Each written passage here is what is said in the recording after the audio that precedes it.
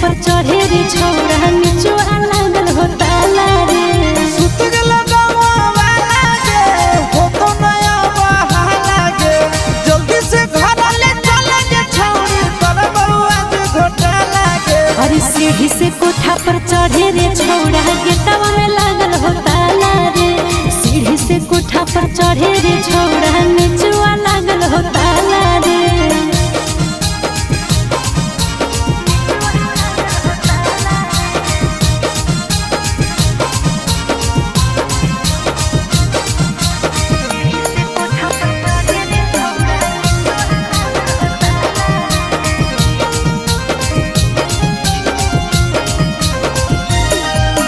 सुतल हो मैया की जागल हो छौड़ी चुमा लियल मन पागल हो छौड़ी।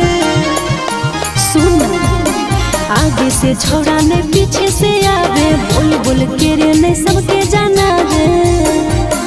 दिल में हो तोरे काला गे ऐसा ना हमरा बुझाला गे बिना ले ले आज जइबो न छौड़ी जीजवा सैया वाला गे। अरे सीढ़ी से कोठा पर चढ़े रे छौड़ा गेटवा में लागल हो ताला रे।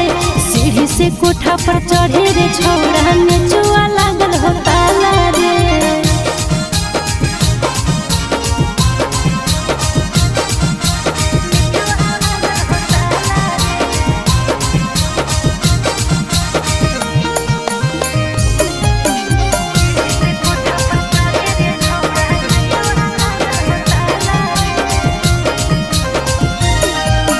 कैसे के ऊपर आयो दू ताला पर देख ले तो कोई कहते तो हल्ला कर।